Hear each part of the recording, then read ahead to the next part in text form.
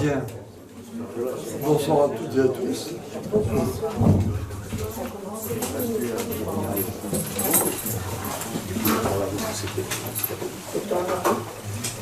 Nous sommes toujours dans ce thème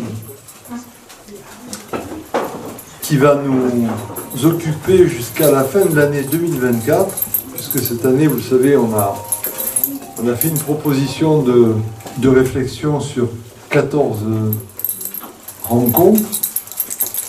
Et donc c'est notre troisième rencontre, donc ce thème, le récit biblique comme un chemin de liberté. C'est vraiment le thème qui nous accompagne. Je vous rappelle qu'en septembre, nous nous étions vus, donc on avait cherché à réfléchir sur la distinction entre les théologies de la création et le créationnisme.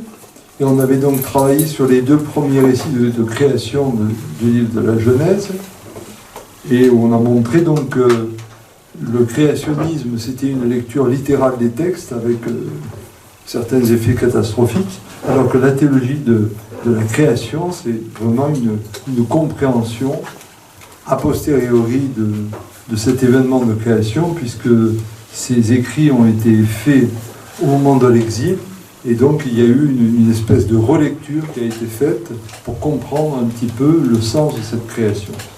Ensuite, on s'était revus en octobre, et là nous avions évoqué alors le déluge, donc ce grand thème du déluge avec Noé, un petit peu comme une préparation au sens du baptême pour nous chrétiens. Et donc nous arrivons à notre troisième rencontre ce soir, un mythe de libération, l'événement biblique de l'Exode.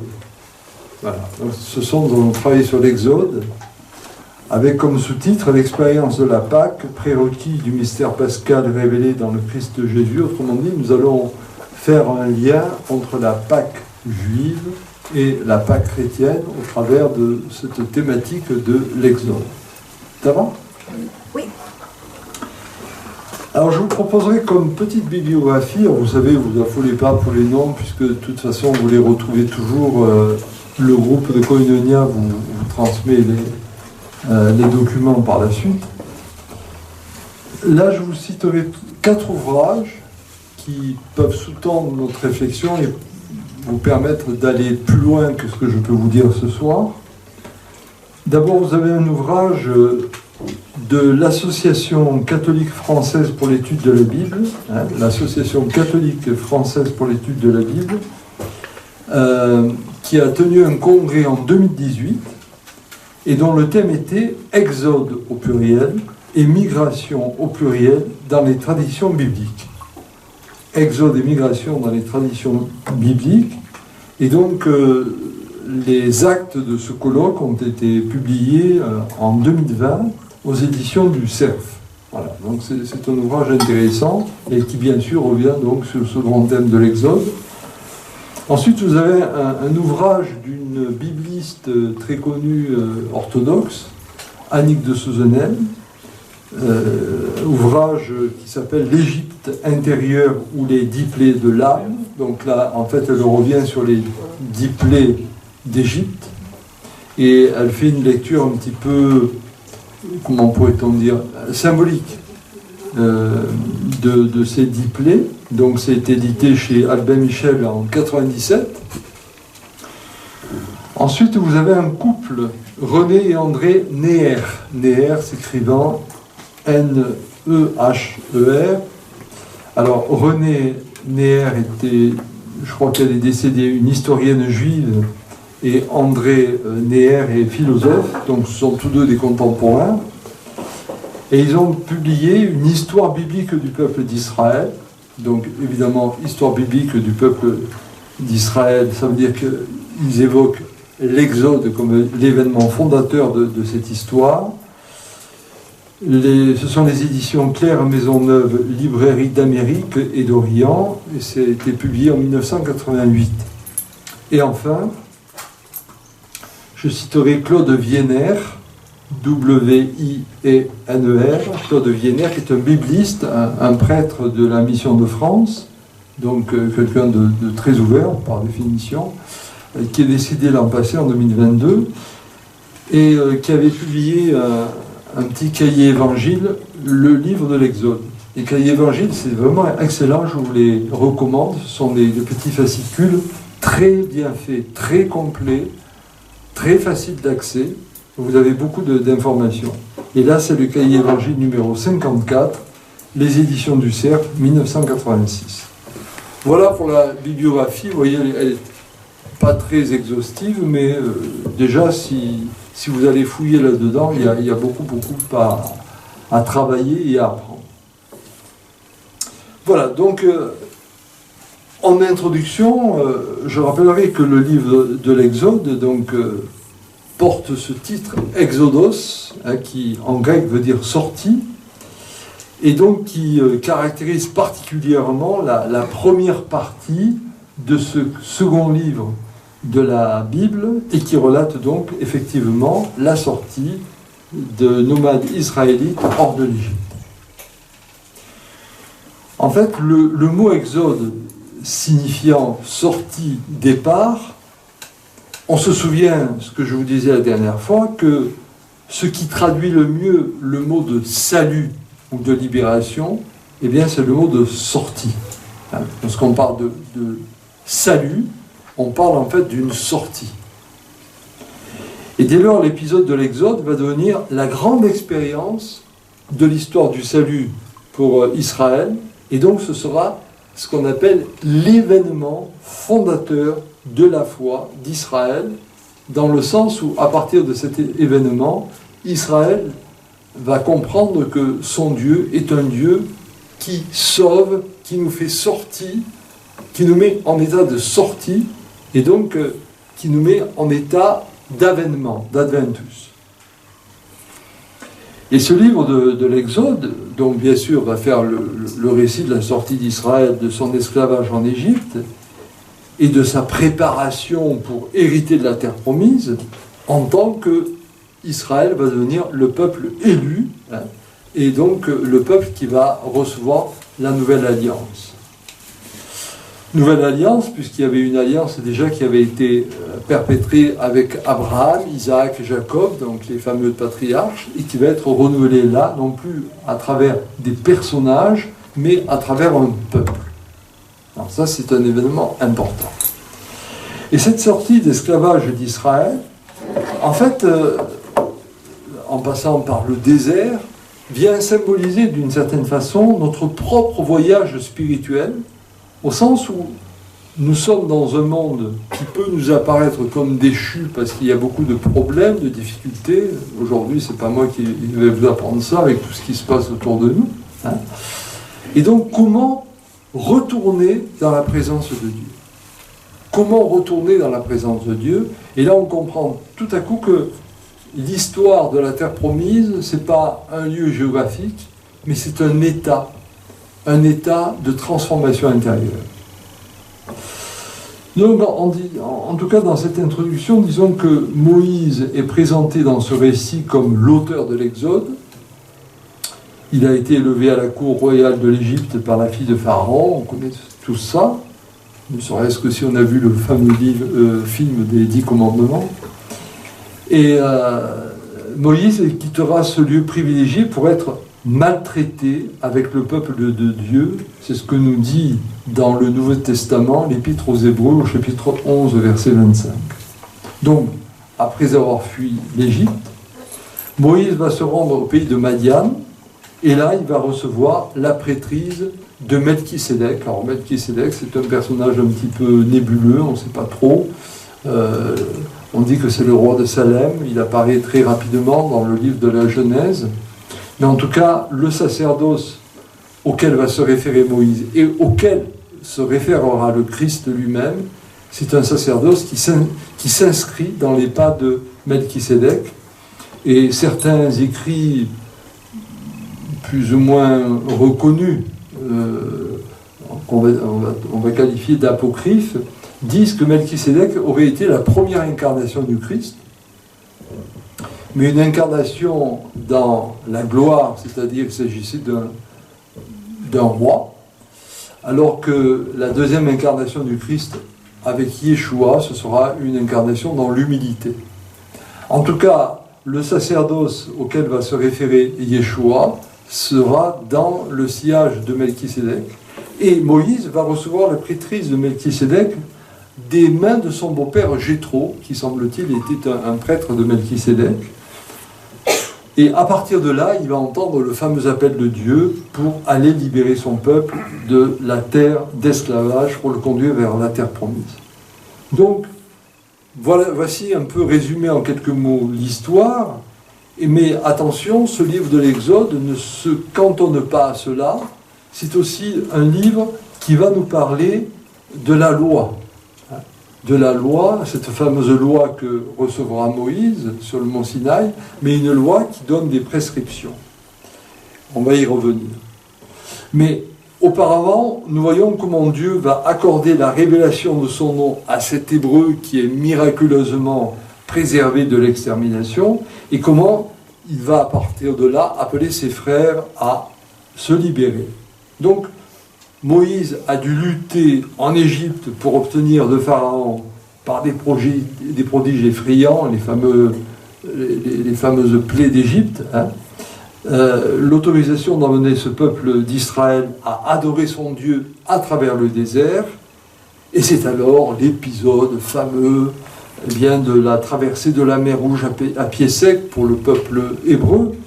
Et puis une vie qui va être ensuite entretenue par la fameuse manne que recevront les Hébreux dans le désert, et puis l'eau qui jaillira du rocher, pour aboutir au Sinaï avec le peuple libéré qui va recevoir donc la Torah, la loi, et devra confectionner l'arche d'alliance et le tabernacle, signe donc de la présence de Dieu parmi les siens. Nous verrons que malgré tous ces prodiges, Israël, comme plus tard l'Église, ça va un petit peu déconner. Excusez-moi cette expression, mais on va se rebeller, on va être mécontent, on va être incrédule, et donc constamment on va voir comment Moïse doit intervenir, à la fois comme un juge auprès du peuple, pour rappeler en disant mais n'oubliez pas d'où vous venez. Et puis intervenir aussi comme intercesseur auprès de Dieu en disant calme-toi, oui ce peuple ça va pas, mais enfin quand même n'oublie pas que tu l'as libéré, donc au nom de cette libération que tu as faite, ne les abandonne pas. Je vous la fais courte, j'espère que vous l'avez relu un peu l'histoire, voilà. Alors, bien sûr, quand on va lire tout ça, on va se poser la question de l'authenticité de l'histoire. Mais il faut bien comprendre que l'authenticité, il ne faut pas que nous l'envisagions comme un fait historique en tant que tel. Il y a des éléments épars d'histoire qui sont réels, mais à partir de là, il y a eu donc une relecture qui a été faite. Alors je vous le disais pour les récits de création, mais c'est vrai aussi pour le récit de l'Exode. Tout ça s'est écrit au moment de l'exil, c'est-à-dire on pourrait dire bien plus tard. Et donc, au moment de l'exil, on va s'interroger pour se dire, mais enfin, nous qui sommes des exilés, nous qui avons été arrachés de notre terre, est-ce possible que Dieu nous abandonne? Et là, il va y avoir toute une recomposition à partir de cet événement de l'Exode pour comprendre en quoi le Dieu auquel on croit est un Dieu qui nous sauve. Voilà.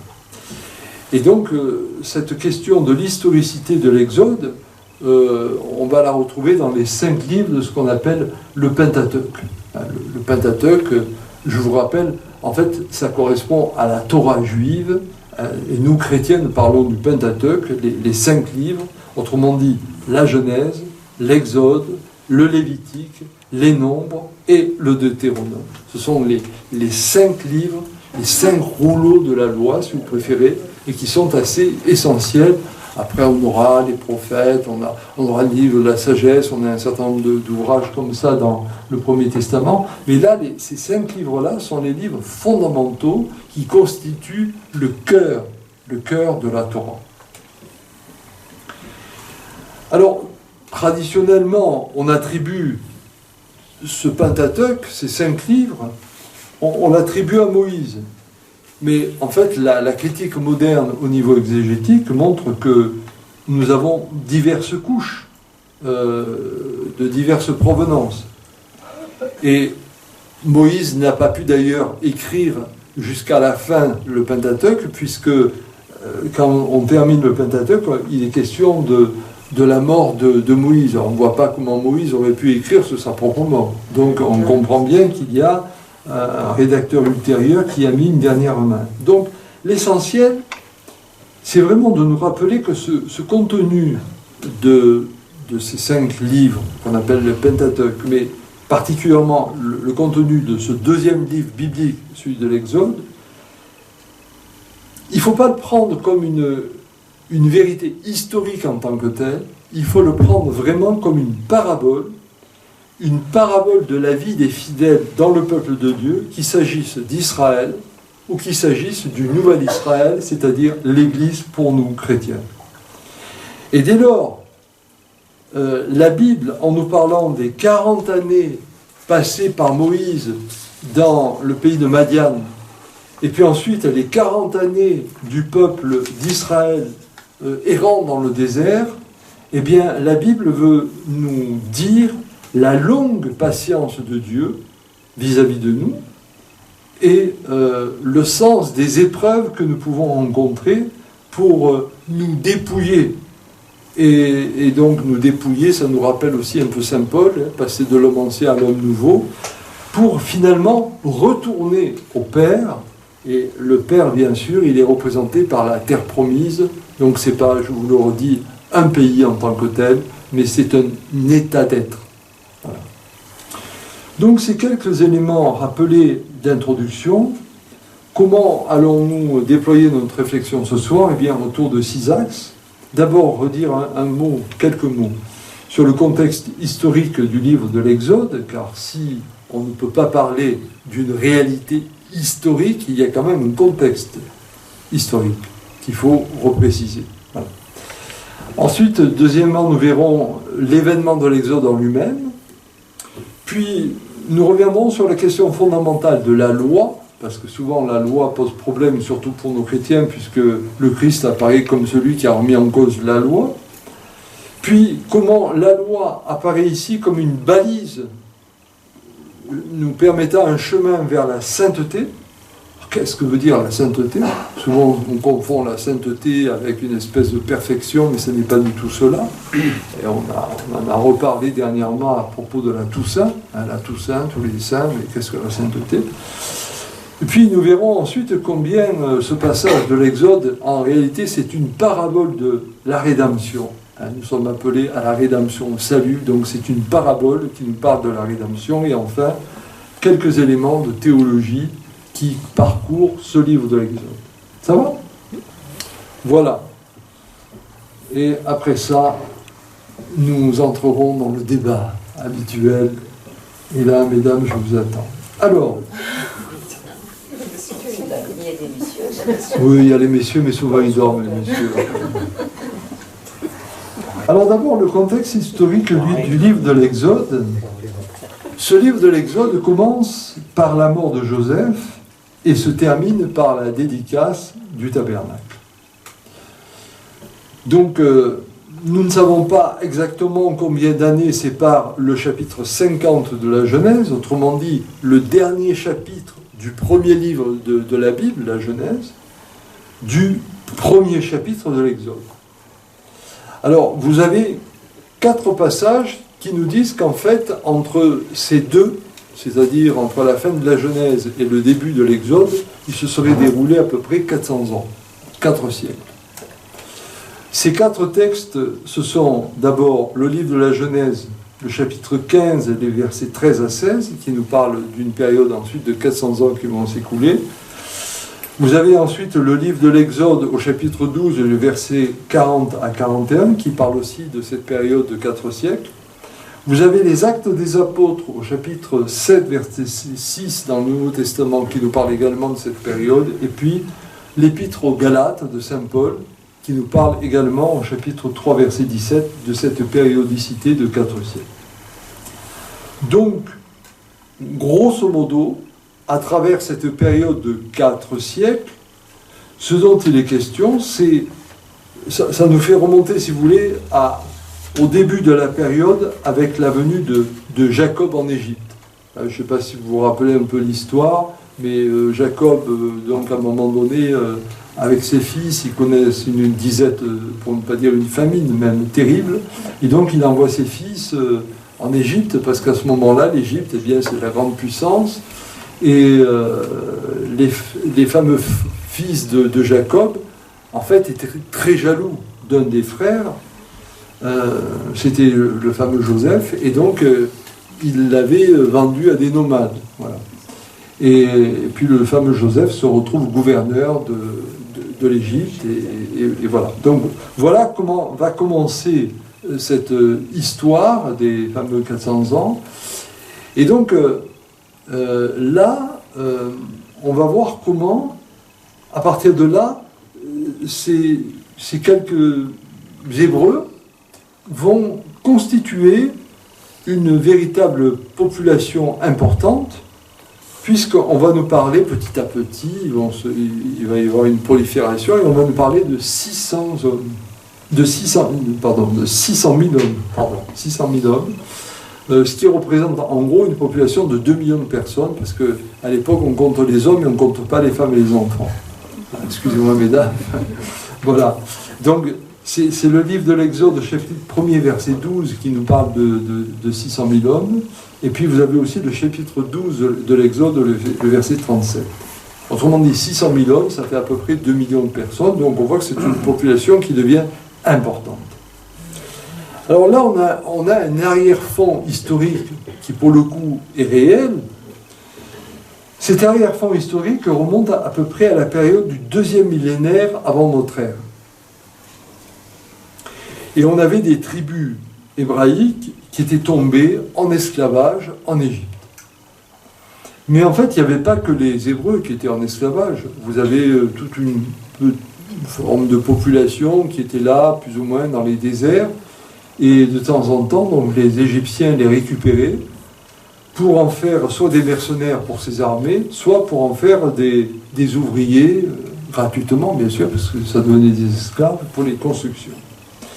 Et donc, comprenons qu'il y a cet arrière-fond historique, et effectivement, à cette époque, 2e millénaire avant notre ère, l'empire des pharaons a déjà derrière lui des siècles d'une brillante civilisation, hein, avec une puissance culturelle, une puissance militaire.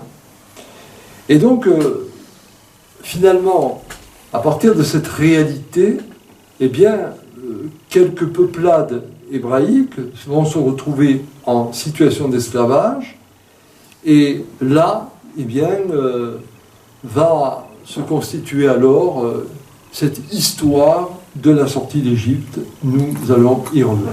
En tout cas, la relecture qu'en feront les Hébreux dans cette sortie d'Égypte, c'est que pour eux, ça va être non seulement la conviction qu'ils ont été libérés par un Dieu qui les veut libres, mais surtout ce sera la conviction qu'il y a là la réalisation de la promesse faite à Abraham. Ma descendance, ta descendance du moins, sera aussi nombreuse que les étoiles dans le ciel, ou que les grains de sable dans le désert. Autrement dit, il s'agit de proliférer, et pour cela donc de sortir de tout ce qui pourrait entraver cette bénédiction. Donc ceci tend à nous faire comprendre que certes il y a un cadre historique, mais dont la réalité, sans être remise en cause, doit d'abord être envisagée sous les angles symboliques et théologiques qui ont été empruntés par les auteurs bibliques pour nous parler d'une autre manière de la conséquence de quoi ? De la conséquence de la rupture de l'homme avec son Dieu. Et là, on a une forme de continuité alors entre les livres de la Genèse, le livre de la Genèse, et celui de l'Exode. Rappelez-vous, dans la Genèse, c'est ce que nous avions évoqué lors de notre première rencontre en septembre avec les 2 récits de création, il est question de la chute d'Adam et Ève qui avaient mangé le fruit de l'arbre interdit de la connaissance du bien et du mal, Et ce faisant, donc, ils découvrirent qu'ils étaient nus et ils se cachent quand Dieu appelle. C'est le fameux chapitre 3, le verset 9, texte essentiel. Où es-tu, Adam? Et Adam et Ève se planquent. Voilà. Là, c'est vraiment le moment de ce basculement. On perd la relation, on perd la connexion avec le divin. Et puis cette connexion va se propager ensuite avec le meurtre d'Abel par Caïn. Donc là, on entre dans le côté fratricide, hein, ce que nous connaissons aujourd'hui à travers tout ce qui se passe, non seulement en Israël avec les Palestiniens, mais aussi en Ukraine, mais aussi en Afghanistan, mais aussi en Iran, mais aussi, voilà, on pourrait continuer. Et donc, tout ceci nous amenant au final à la catastrophe avec Noé. Rappelez-vous, c'était la dernière fois que nous sommes vus, en octobre, et une catastrophe qui est d'ordre écologique. Et là aussi, il y a des liens avec ce que nous vivons en ce moment. Autrement dit, la perte de cette connexion au divin nous fait perdre le sens du vivant et de la vie. Et de là, donc, cette rupture de l'homme avec Dieu entraîne un certain nombre d'esclavages. Et là, c'est là où il faut que nous comprenions vraiment que l'esclavage dont il sera question dans ce livre de l'Exode est une ressaisie de toutes les formes d'esclavage que nous pouvons vivre dans tous les temps, dans tous les lieux, dans toutes les situations, sur les plans individuels comme collectifs. Et donc le projet de Dieu dans ce livre de l'Exode, c'est de montrer que justement il est là pour réhabiliter sa création, sauver la vie et en particulier sauver l'humanité en proposant une nouvelle alliance à travers l'élection d'un peuple. Voilà. Là vraiment, comprenons cela, donc il y a plus ou moins un cadre historique, mais la réalité n'est pas dans le fait historique en tant que tel, mais dans la relecture que va en faire Israël pour saisir à quel point, dès que nous nous défaisons de Dieu, eh bien nous entrons en esclavage, non pas parce qu'il faudrait que nous soyons dans une adoration d'une divinité, mais parce que nous nous coupons de la source du vivant. Ça va? Ça, c'est vraiment fondamental.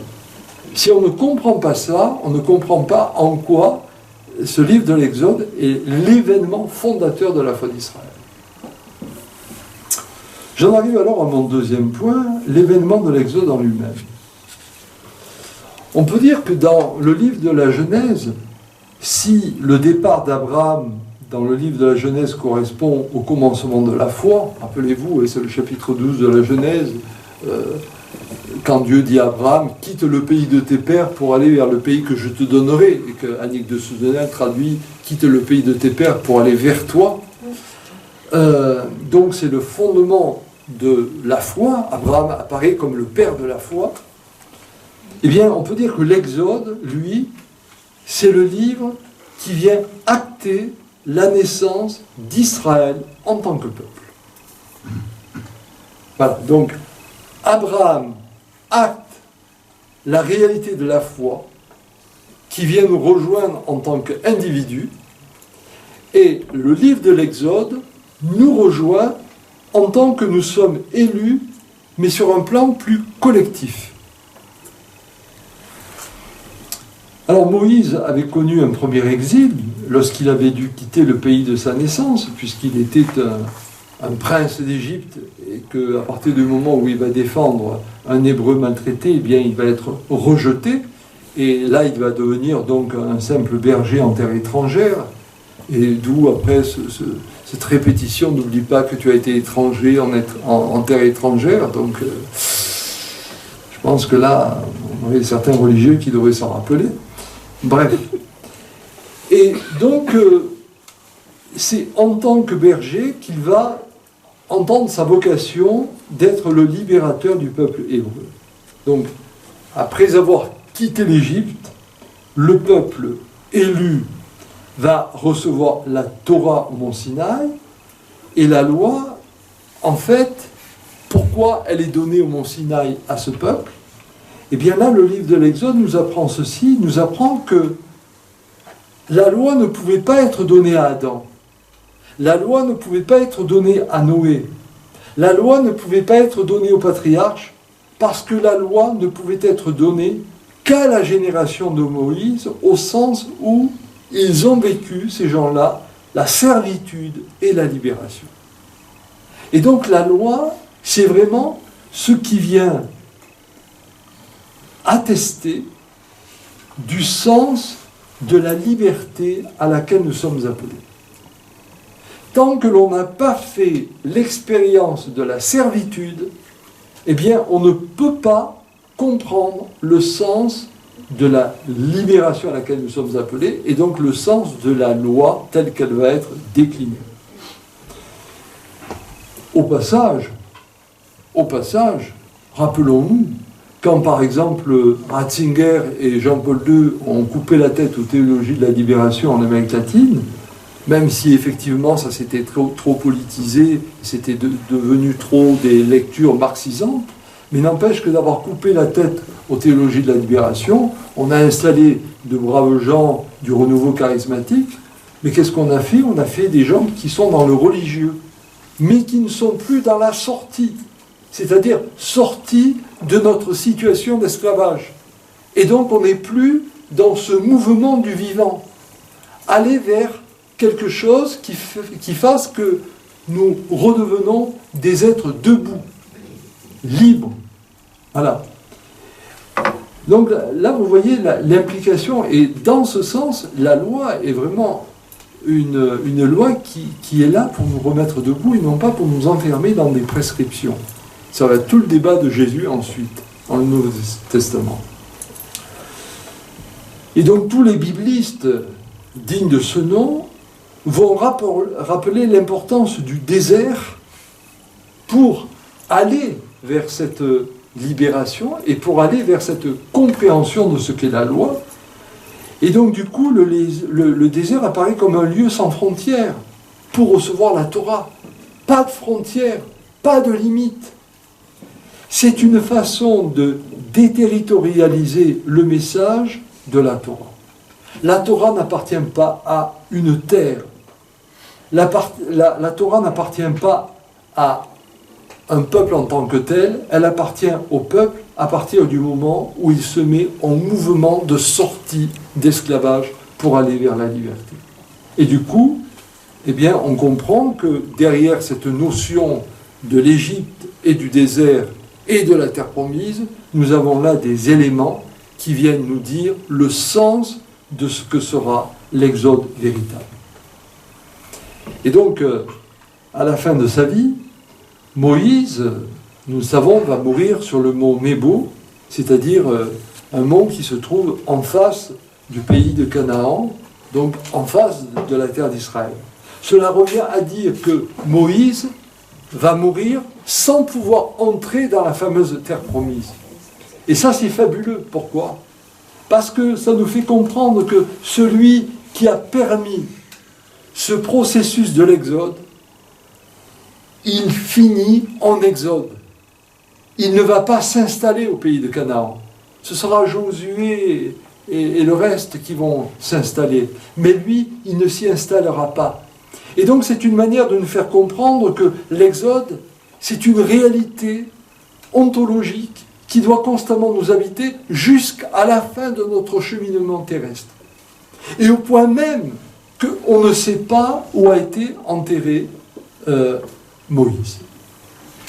Alors il y a une tradition rabbinique qui dit que Moïse aurait vu le tombeau d'Abraham et Sarah, d'Isaac et de Rebecca, de Jacob et Léa. D'ailleurs, ces tombeaux des patriarches qui sont disputés, alors qu'en fait on sait très bien qu'ils ne sont pas là, les morts patriarches qui ont été enterrés. Bref. Et donc il aurait demandé à Dieu de pouvoir comment dirais-je, reposer dans le même tombeau que ses patriarches, et Dieu ne lui aurait pas permis. Et d'après ces traditions rabbiniques, il nous est dit que Dieu lui-même se serait occupé d'enterrer Moïse dans un endroit secret. C'est une manière de dire que Moïse n'est pas entré en terre promise, et le fait de ne pas savoir où il a été enterré, cela nous montre qu'il appartient à tous ceux qui vont être capables de se mettre en exode, à tous ceux qui seront capables d'assumer leur Égypte intérieure, à tous ceux qui seront capables de se mettre dans une traversée de désert. Ainsi, l'événement de l'Exode, en tant que préparation à la réception de la loi qui vient nous sauver, non seulement devient l'événement fondateur de la foi d'Israël, mais devient aussi l'événement fondateur de notre foi en Jésus-Christ, au sens où il est celui qui va prolonger ce mouvement et nous fera rentrer dans la nouvelle terre promise, l'Église, à travers le baptême. Mais ça n'est plus là non plus une institution, les protestants, les catholiques romains, les catholiques orthodoxes. Non, non, c'est tous ceux qui sont capables de vivre ce mouvement de l'Exode. Alors cette histoire biblique, qui réellement commence avec le livre de l'Exode, on pourrait dire la résumer en deux temps. Il y a un temps ascendant et il y a un temps descendant. Le temps ascendant va partir de ce livre de l'Exode pour nous amener à l'instauration de la royauté. Alors il n'est pas difficile de décrire l'action de Dieu dans cette première phase. Dieu est celui qui prend quelques tribus d'esclaves en Égypte pour en faire, à travers une marche dans un désert, un peuple, avec une loi, avec une terre, ensuite avec un roi, une capitale, une armée, une administration et un temple. Et donc là, on va aboutir à quoi? On va aboutir au règne de David, au règne de Salomon, donc qui vont apparaître comme l'apogée de cette histoire qui avait commencé avec l'Exode. Mais qui dit apogée, dit aussi commencement d'une descente, et donc en quelques siècles, ce peuple qui s'était épanoui, qui s'était déployé depuis l'Exode, eh bien, il va connaître un effritement et un effondrement peu à peu, au point que le pays va se scinder en deux, vous le savez. Il y aura le pays du Nord, qu'on appellera Israël, qui lui va s'effondrer en 722 avant Jésus-Christ, sous les coups de boutoir de l'empire d'Assyrie. Et puis nous aurons l'autre partie, la partie du sud, qu'on appellera Juda, le pays de Juda, qui lui s'effondrera à son tour en 587 avant notre ère, lors de la prise de Jérusalem par l'armée de Nabuchodonosor. Et donc là, le peuple va se retrouver à la case départ, c'est-à-dire qu'il n'a plus de terre, il n'a plus de temple, il n'a plus de roi, il n'a plus de liberté, il est exilé en terre d'Égypte. C'est l'Exode qui recommence. Et c'est là qu'à partir de ce qui s'était passé pour quelques peuplades, quelques petites tribus qui étaient sorties de l'Égypte pour aller vers le pays de Canaan, c'est là où il va y avoir toute cette réécriture du livre de l'Exode, mais dans ce temps de l'exil. Parce qu'on ne comprend pas que l'on puisse vivre un exil alors qu'on a fait l'expérience de Dieu. Et c'est là qu'il va y avoir non seulement la réécriture des récits de création, rappelez-vous, c'est-à-dire comment le monde est un monde beau, bien, bon, et comment il va ensuite être désordonné. Ce sera l'écriture de la chute. Mais ensuite, il va y avoir aussi cette compréhension, à travers cette chute, d'une nouvelle alliance qui est proposée. Au-delà des premiers qui ont cru, Abraham, Isaac, Jacob, eh bien, à travers un peuple qui sera élu, et là, il va y avoir toute cette recomposition de l'histoire d'Israël à travers l'événement de l'exil. Et on peut dire qu'on va changer de paradigme, c'est-à-dire que, passant du paradigme temple, sacrifice, prêtre, on va passer au paradigme synagogue, livre, rabbi. Autrement dit, on n'a plus besoin d'un temple en tant que tel, mais là où on se rassemble, on peut être dans cette compréhension de notre histoire et donc dans l'écriture de notre histoire. Et là, on sent bien que la loi, elle est souple. Et vous savez que la Torah, pour les Juifs, c'est pas simplement le texte de la loi, la Torah, mais c'est aussi tous les commentaires autour, ce qu'on appelle les midrash. Et là, on aurait beaucoup à apprendre, nous qui avons une vision, surtout pour les catholiques romains et les catholiques orthodoxes, moins pour les protestants, mais qui avons une vision tellement dogmatique des choses. Nous avons besoin de dogmes pour baliser à peu près la route, comme disait Karl Rahner, le dogme c'est le réverbère qui éclaire le chemin, mais l'important c'est le chemin, et c'est pas le réverbère. Alors on a besoin d'un réverbère pour y voir un peu clair, mais il ne faut pas se figer sous le réverbère. Et donc nos frères juifs, eux, sont constamment dans cette interprétation, alors que nous nous figeons et à un moment donné nous disons ça c'est la vérité, et au nom de la vérité on est capable de tuer son frère. Attention. Voilà, et d'ailleurs ça fait écho un peu à ce que disait Max Weber à la fin du XIXe siècle, lorsqu'il comparait la religion magique à la religion éthique. Oui, nous devons comprendre que ce livre de l'Exode a été conçu à partir de l'exil.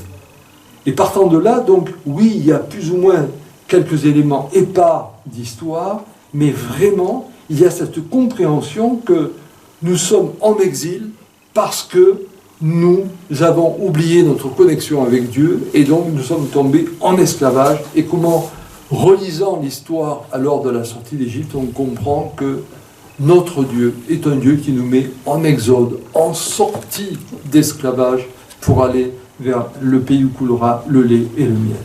Ça va? Vous y voyez à peu près clair? Parce qu'il faut sortir de ces histoires, les 10 plaies d'Égypte, etc., le côté magique, d'accord, très bien, il y a tout ça. Mais comprenons vraiment l'importance de ce livre en tant que tel, dans ce qu'il nous apporte de fondamental sur la compréhension de la révélation. J'en arrive alors à ce troisième point, la question fondamentale de la loi. Alors, les exégètes du Pentateuque, ces fameux 5 livres dont je vous parlais, ont montré comment la religion israélite, qui a été créée par le génie de Moïse, donc Moïse, en fait, il a été influencé par quoi? Par la culture égyptienne. Et dès qu'on gratte un peu, on retrouve beaucoup d'éléments de l'Égypte. Vous savez que les Égyptiens avaient le culte des morts, la fameuse barque pour passer de l'autre côté. Ça nous dit déjà pas mal de choses sur le sens de la pécha, de la Pâque, etc. Bon, voilà, influence égyptienne, et puis influence aussi des cultes cananéens. Et donc, Moïse va se servir de tout cela pour finalement proposer 10 paroles, et 10 paroles qui ensuite seront reprises alors, à partir de l'exil, dans une compréhension de ce que doit être la loi. Et donc, ces 10 paroles apparaissent comme quelque chose d'extraordinaire, non pas comme un texte enfermant, mais vraiment comme un texte qui chante la vie, la liberté. Hein? Et vous avez par exemple le psaume 119 qui exulte de joie, qui chante un véritable hymne de reconnaissance à cette loi, parce que cette loi, elle permet la vie. Voilà. Donc, la loi, en effet, à partir de l'exil, permet de comprendre comment on va se garder d'un monde qui pourrait nous emporter. Et là, vous voyez, c'est vraiment intéressant parce que tout ce que nous allons vivre aujourd'hui, à travers nos offices, qu'on appelle ça des messes, des liturgies ou des offices chez nos frères protestants, c'est un peu comme si nous revivions la loi, mais pas la loi pour être sclérosé, mais la loi pour ne pas nous laisser distiller par l'esprit du monde. Voilà, ça c'est important. Et chaque fois que nous nous extrayons de cela, alors on va dire, oui, je suis croyant, bon, d'accord, mais ça n'a pas tellement de sens, parce que on est pris par cet esprit du monde. Et on perd son identité. Et on perd ses fondements. Voilà. Et donc, il faut vraiment comprendre que la loi, elle va être dans cette réalité qui permet de se protéger d'un monde qui peut nous emporter. Alors bien sûr, la loi mal appliquée peut aboutir à des catastrophes. Et ce sera tout le combat de Jésus par rapport aux scribes et aux pharisiens qu'il condamnera. Mais il va condamner l'interprétation que l'on fait de la loi, mais il ne condamnera jamais la loi. Au contraire, il nous dira qu'il est venu pour accomplir la loi. Et Saint Paul, de son côté, dira que la loi, c'est un peu un garde-fou, un pédagogue pour diriger le sens du chemin que doit prendre le peuple. Et finalement, Jésus, la loi, il va la résumer comment ? C'est le fameux évangile de Matthieu, au chapitre 22, versets 35 à 40. Il dira, la loi, c'est le livre du Deutéronome, chapitre 6, verset 5, aime ton Dieu de tout ton cœur. Et c'est le livre du Lévitique, chapitre 19, verset 18, aime ton prochain comme toi-même. La loi est ainsi résumée à travers aime ton Dieu de tout ton cœur et aime ton prochain comme toi-même. Mais en disant cela, Jésus va ajouter, je ne suis pas venu abolir la loi, mais l'accomplir. Et l'accomplissement de la loi, ce sera de ne plus la regarder comme un texte extérieur, mais comme une réalité intérieure que nous devons habiter, que nous devons incarner, que nous devons devenir. Et rappelez-vous, le prologue de Saint Jean sur lequel nous avions travaillé l'an passé, au commencement était la parole, était le logos. Ça veut dire qu'au commencement est la parole en tant que la loi, mais pas la loi qui nous enferme, mais la loi qui nous permet d'entendre la parole de vie. Donc, c'est dire que l'événement de l'Exode doit être lu comme la sortie de l'esclavage pour recevoir la loi de vie. Et la loi de vie va trouver son expression dans la quête de la terre promise. On est donc loin d'une question de territoire, il s'agit d'une question ontologique où l'humain doit retrouver sa source intérieure, sa terre intérieure, son identité fondamentale. J'en arrive alors à ce quatrième point, la loi comme balise de chemin de sainteté dans ce livre de l'Exode. L'idée de sainteté qu'exprime la loi donnée par Moïse, à travers les 10 fameuses paroles, peut nous paraître un petit peu décalée, dépassée. Bon, d'accord, il y a des choses qui sont importantes, tu ne tueras pas, tu ne mentiras pas, mais après il y a toutes les histoires d'ablution, il y a toutes les histoires compliquées, qui peuvent nous paraître un petit peu dépassées. Alors certains vont nous dire, mais attention, ces pratiques données par la loi, qui sont promues par la loi, qui sont proposées par la loi, ce sont des pratiques en fait d'hygiène, parce qu'on est dans un pays très chaud, et donc pour rester plus ou moins propre, il faut beaucoup se laver, donc à chaque fois qu'il est question d'ablution, etc., c'est pas simplement des purifications, mais c'est vraiment de garder une certaine hygiène de vie. Et c'est vrai, mais plus fondamentalement. Comprenons que ce dont il est question ici, c'est d'entendre que la loi vient nous interroger sur l'authenticité de notre choix de Dieu dans notre vie quotidienne et sur notre pratique éthique pour mettre en œuvre cette loi de vie. Par conséquent, nous devons toujours avoir à l'esprit que la sainteté ne consiste pas dans est-ce qu'il faut boire ou pas boire, est-ce qu'il faut manger, pas manger, quels vêtements allons-nous porter, etc. Mais c'est l'exigence d'être dans la quête de l'essentiel, répondre à l'appel du vivant pour demeurer des vivants. Et au point que le livre du Lévitique, au chapitre 19, verset 2, Dieu dira « Soyez saints, car moi je suis saint, le Seigneur votre Dieu. » Soyez saints, car moi, le Seigneur votre Dieu, je suis saint. Et donc toute la loi rappellera que l'obstacle premier à la sainteté, c'est quoi ? C'est l'idolâtrie. C'est l'idolâtrie. Alors cette idolâtrie qu'on va retrouver dès le livre de l'Exode, dès l'événement de la libération, avec quoi ? Avec la construction du veau d'or. Et l'idolâtrie, c'est ce besoin d'extérioriser une réalité divine comme si cette réalité divine ne nous habitait pas. Voilà. Et donc, la question de la sainteté, c'est de sortir de ces formes d'idolâtrie qui nous conduisent aux esclavages pour être en capacité de vivre l'amour dans le déploiement du pardon, de la paix, on pourrait dire de l'altérité, vous savez que j'aime bien ce mot, dans le sens aimer son frère et ne pas enfermer Dieu dans une cage qu'on va appeler un temple, une église. Et donc c'est dire que bien des siècles après l'alliance du Sinaï, eh bien Dieu continue encore à appeler les humains à cette même sainteté. Et Saint Paul le dira dans son épître aux Romains au chapitre 12, verset 1, « Je vous exhorte, frères, à la miséricorde de Dieu, à vous offrir vous-même en sacrifice vivant et saint, agréable à Dieu. » Autrement dit, soyez saints.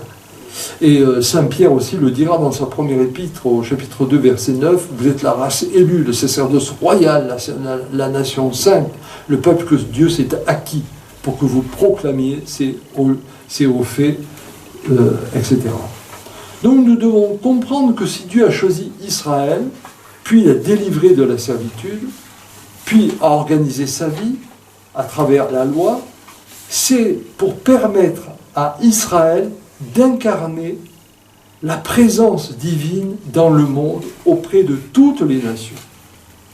Et donc Israël en tant que peuple élu a vraiment cette responsabilité de signifier la présence de Dieu au travers des nations.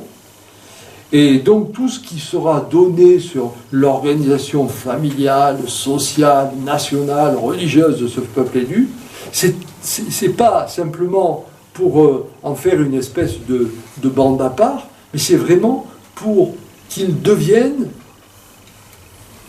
comment dirais-je, le point focal qui montre à l'ensemble des nations ce qu'elles doivent vivre. Et le nouvel Israël, c'est-à-dire l'Église que nous sommes aujourd'hui, a cette responsabilité. Nous ne sommes pas croyants pour nous. Nous ne sommes pas Église pour nous. Nous sommes croyants et Église pour le monde. Et si nous oublions cela, alors nous ne sommes plus croyants et nous ne sommes plus Église. Et donc nous ne sommes plus de ce peuple élu. Parce que l'élection, c'est une responsabilité. Alors, la sainteté se décline aussi dans la méthodologie employée par Dieu. C'est une méthodologie où nous voyons la patience de Dieu. Ça râle, au point qu'on regrette les viandes grasses de la servitude en Égypte. Ça râle, parce qu'on se dit, mais enfin, si c'était pour être sauvé, se retrouver à piétiner dans le désert, ça râle. Comme nous râlons. Si Dieu existait, ça ne serait pas. Voilà. Et donc, ça va être l'occasion de montrer que, finalement, dans cette méthodologie, Dieu nous apprend que la sainteté, c'est un choix de vie. Choisissons-nous la vie ou choisissons-nous la mort? Et là, alors, on peut dire que Moïse et le Pharaon deviennent des icônes. Moïse est l'icône de la vie au sens où il va se mettre sous l'autorité divine. Il va se soumettre à l'autorité divine.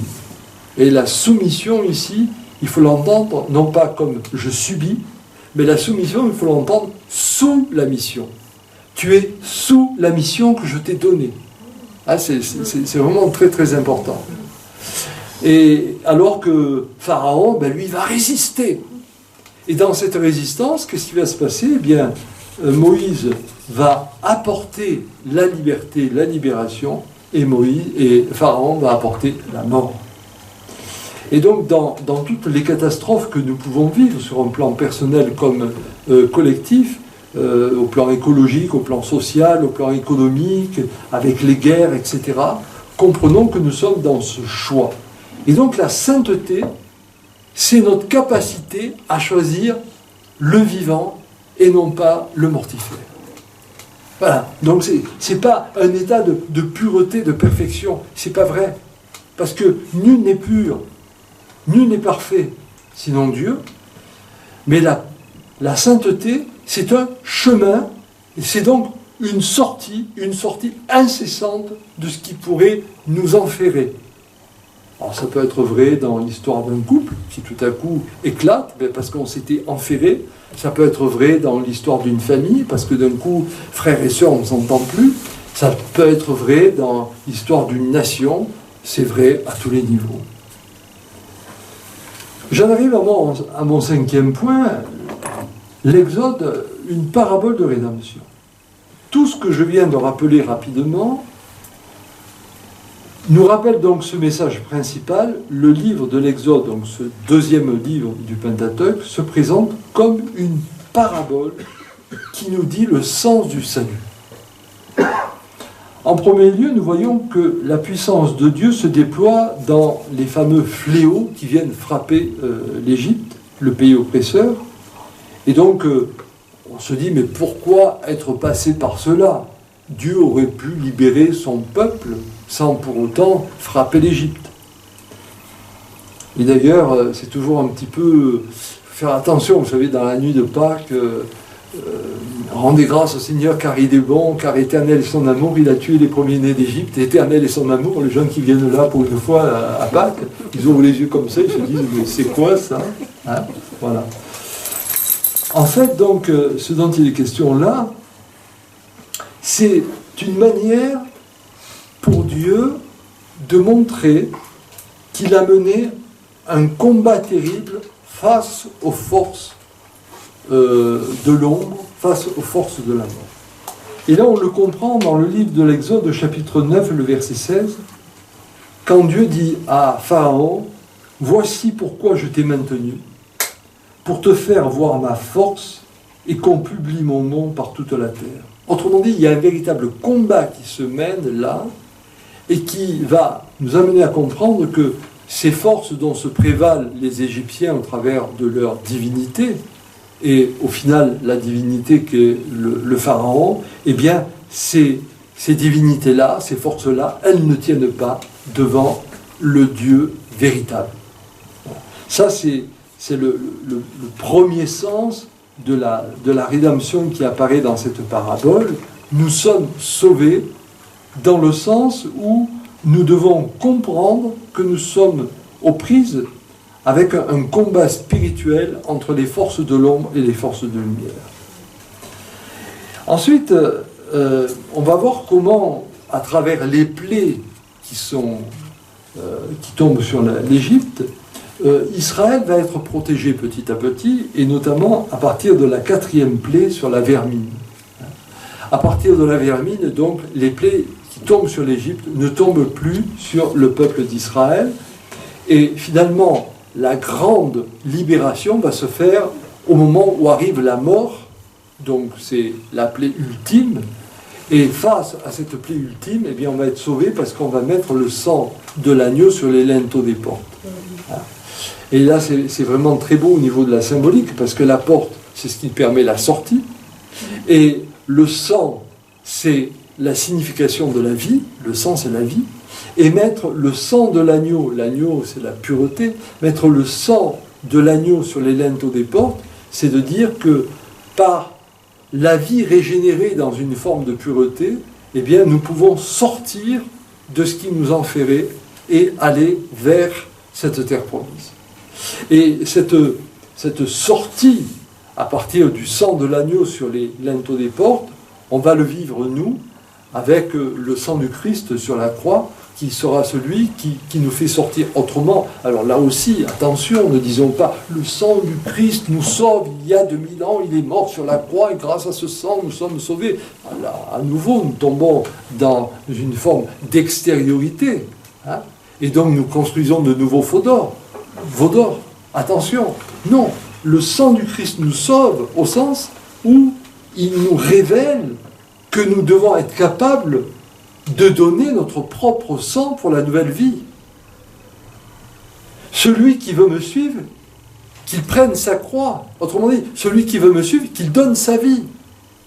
Si tu savais le don de Dieu, et le don de Dieu, c'est le don de la vie.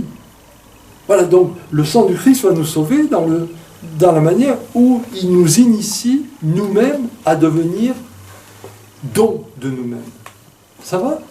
Là, il faut vraiment que nous entendions tout cela, sinon on fait des contresens énormes. Et alors là, évidemment, donc à partir du moment où les Israélites pourront sortir de la maison d'esclavage, c'est-à-dire passer les linteaux des portes avec ce sang de l'agneau, qui va protéger de la malédiction de la mort, et que nous aboutissons pour nous chrétiens au sang du Christ, qui nous permet d'échapper à la malédiction de la mort, ce sera la résurrection, nous comprenons que une communion est rétablie avec Dieu. Et cette communion, eh bien, aboutira alors pour le peuple élu, le peuple hébreu, à traverser la mer Rouge à pied sec, cette mer qui va se séparer en deux. Et là, on voit bien donc la symbolique, hein, c'est-à-dire que le peuple hébreu, le peuple élu, est capable de traverser toutes nos dualités. Vous savez qu'il y a des traditions qui nous disent que il ne faut pas marcher sur le carreau blanc, le carreau noir, mais il faut marcher à la limite sur la tranche, hein, c'est-à-dire entre. Et en fait, c'est exactement le sens de la traversée de la mer Rouge à pied sec. C'est-à-dire que cette traversée, c'est une manière de traverser toutes nos formes de dualité. Et ceux qui sont dans la dualité, c'est-à-dire que nous allons être vainqueurs, ces pharaons avec ses armées, seront engloutis. Ils seront engloutis par cette dualité. Et là, on se rappelle quoi ? Si tu manges le fruit de l'arbre de la connaissance du bien et du mal, tu mourras. Mais ce n'est pas une malédiction de Dieu. C'est la malédiction que nous nous apportons à nous-mêmes. Parce que chaque fois que nous entrons dans des formes de dualité, nous sommes morts. Parce que la dualité veut dire que si tu penses blanc et que je pense noir, nous allons nous tuer. C'est nous qui nous apportons la mort.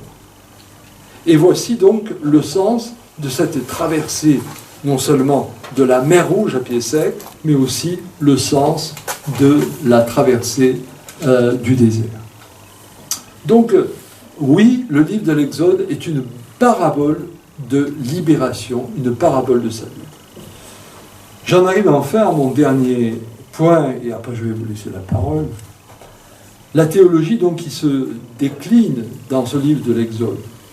Alors bien sûr, il y a d'abord ce que je ne cesse de vous dire depuis une heure, hein, cette certitude, c'est que Dieu nous sauve de l'esclavage. La libération s'est effectuée à travers un combat sanglant entre Pharaon et ses armées et Moïse. Cela nous amène à comprendre quoi ? Cela nous amène à comprendre que ce livre de l'Exode nous parle sur un plan aussi ontologique, nous propose une anthropologie où nous allons devoir entendre que Pharaon, Moïse, c'est ce qui nous habite intérieurement. Ce n'est pas une belle histoire qui s'est passée il y a quelques milliers d'années. C'est une histoire qui ne cesse de se passer dans notre intériorité personnelle, individuelle, mais qui ne cesse de se passer aussi sur le plan collectif, parce que ce qui arrive au plan collectif, c'est ce qui nous arrive au plan intérieur. Et donc, chaque fois que nous sommes soumis à la loi de notre ego, eh bien, nous devenons pharaons. Et donc, nous devenons oppresseurs. Et donc, nous allons apporter la mort. Et nous nous enfermons dans notre propre esclavage. Et chaque fois que nous acceptons de sortir de cette loi de notre ego, alors nous quittons la terre de l'esclavage, et là, nous devenons Moïse.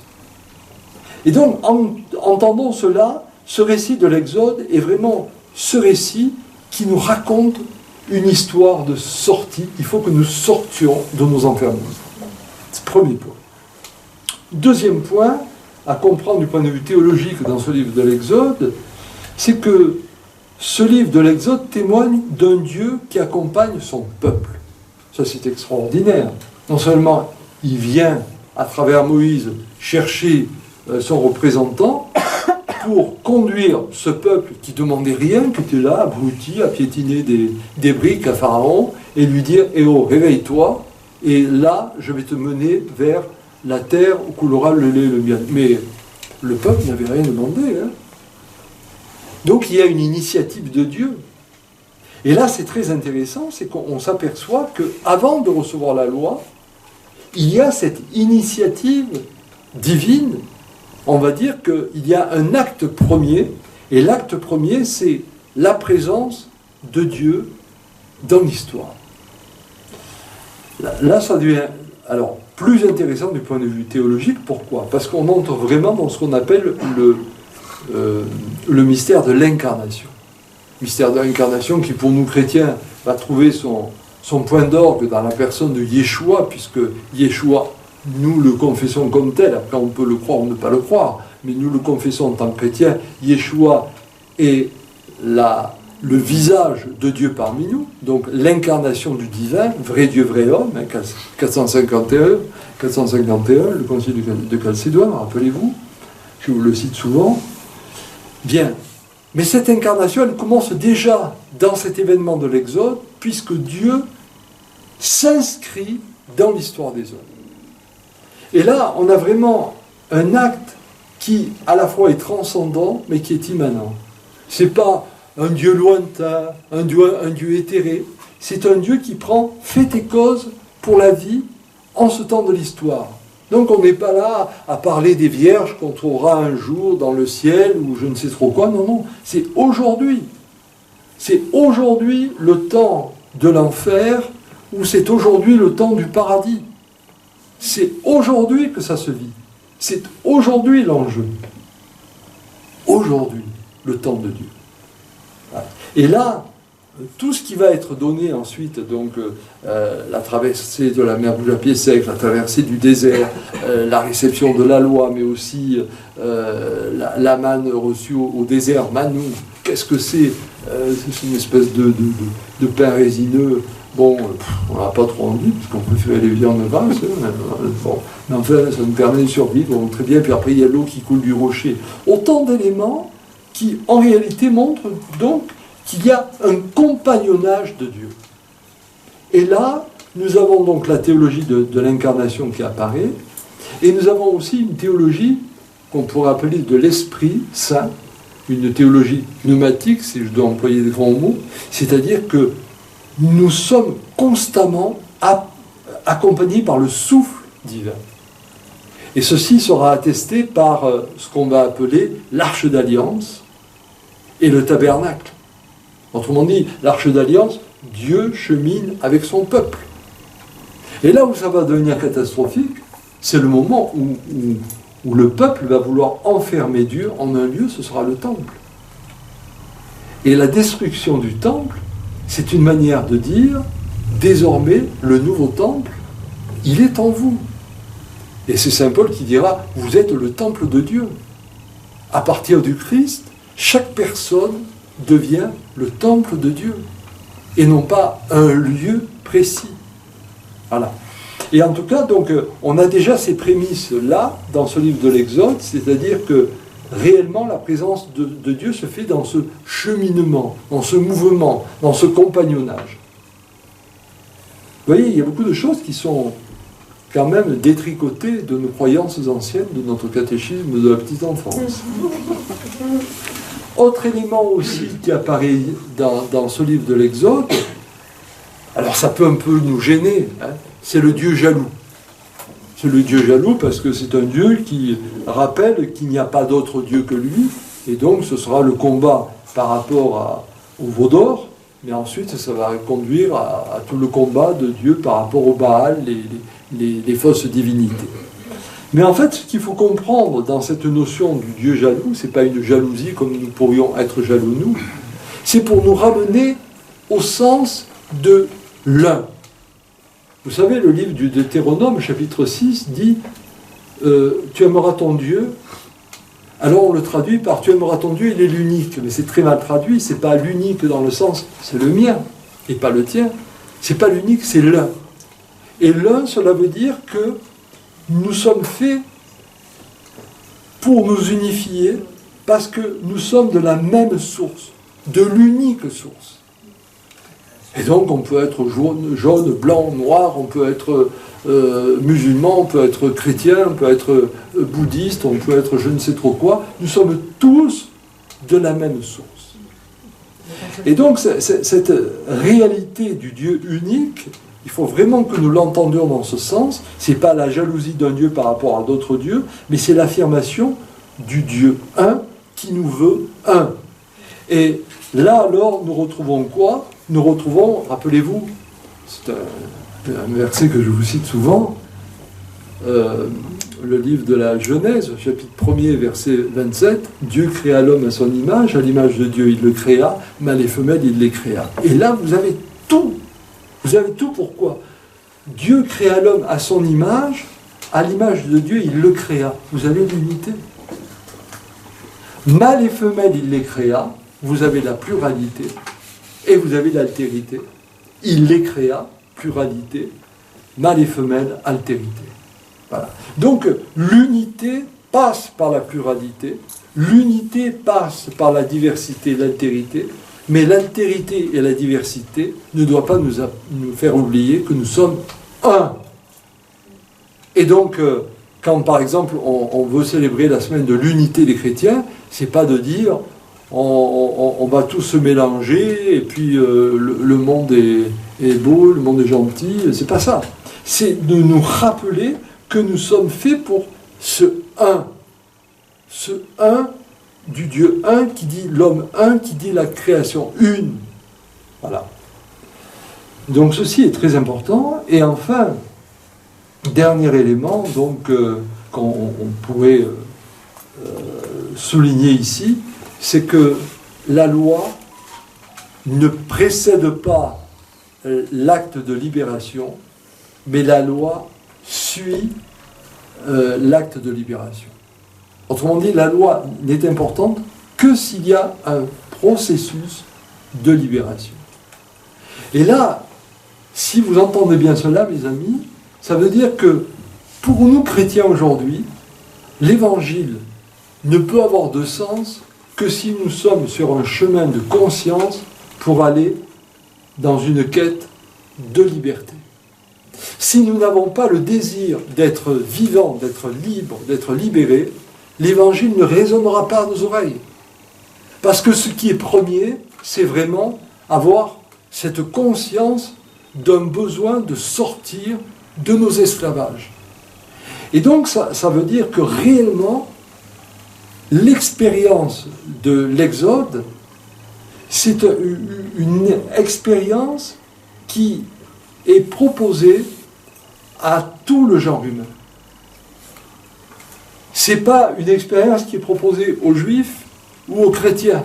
C'est une expérience qui est proposée à tout le genre humain. Et donc, nous avons des personnes qui n'ont pas la foi, révélée, mais qui ont cette conscience d'un besoin de sortie, d'un besoin de liberté, de libération. Et parce qu'elles ont ce besoin, ces personnes, elles ont ce besoin de sortie, elles font déjà l'expérience de Dieu. Et là, on peut commencer véritablement un travail d'évangélisation, non pas en termes de prosélytisme, viens dans ma boutique et je vais te dire que nous sommes les meilleurs, mais d'évangélisation dans le sens où on va pouvoir faire fleurir la bonne nouvelle à partir de cette quête de ce besoin de liberté. Quel est notre désir de liberté? Grande question. Alors en conclusion, eh bien, je dirais que le livre de l'Exode vient nous rappeler que toutes nos formes de servitude, tous nos esclavages, ce ne sont pas les conséquences d'une punition de Dieu, mais ce sont les conséquences de notre rupture d'avec Dieu, du fait que nous sommes déconnectés. Et donc, les tables de la loi sont là pour nous reconnecter et nous permettre d'être dans cet état de compréhension d'une conscience que nous pouvons avoir au départ, mais qui va ensuite nous apporter beaucoup plus d'éclairage. Donc, arrêtons de dire si Dieu existait, cela n'arriverait pas. Ce qui arrive de catastrophique, nous en sommes responsables. Nous en sommes responsables dans notre champ individuel et dans notre champ collectif. Nous en sommes responsables aussi de ce dont nous avons hérité sur le plan historique, Les structures de péché, elles ne sont pas agissantes que ici et maintenant, aujourd'hui, mais elles sont agissantes aussi dans le passé. Nous héritons d'une histoire, voilà. Et c'est tout cela que nous portons collectivement. Et donc, c'est de tout cela dont nous devons nous défaire en termes d'esclavage pour aller vers la terre promise. Et pour moi, la terre promise a vraiment été synthétisée par la parole de Paul lorsqu'il nous dit il faut passer de l'homme ancien vers l'homme nouveau, le vieil homme dont nous devons nous dépouiller pour recouvrir l'homme nouveau. Et donc ce livre de l'Exode, on peut dire qu'il contient tous les ingrédients de la conscience et de la connaissance pour nous permettre de devenir des hommes et des femmes libres. Et donc la question maintenant qui nous est posée, voulons-nous être libres? Donc la foi, et je terminerai par là, n'est pas une croyance en une divinité extérieure que nous allons idolâtrer. La foi, c'est vraiment cette rencontre avec le vivant, mais qui demande que nous devenions vivants en nous mettant en marche, en mouvement, en exode. Et là, alors, nous aboutissons à quoi? Eh bien, nous aboutissons à ce que nous pourrons voir, si vous le voulez, le 13 décembre, c'est-à-dire la tour de Babel ou Pentecôte. Qu'allons-nous vivre? Vivrons-nous la tour de Babel, la fausse unité, ou vivrons-nous la Pentecôte, l'unité dans la communion? Voilà quelques éléments de réflexion que je voulais vous apporter ce soir, à partir de ce livre de l'Exode. Vous voyez donc qu'il y a vraiment une espèce de cohérence, hein. Il y a une compréhension qui se fait, hein, entre ce qu'on avait vu dans les textes de création, de la Genèse, ensuite ce qu'on a vu avec Noé et le déluge, et là ce soir ce que nous voyons au travers de ce livre de l'Exode. Et bien maintenant, mes amis, je vais vous laisser parler. Voilà.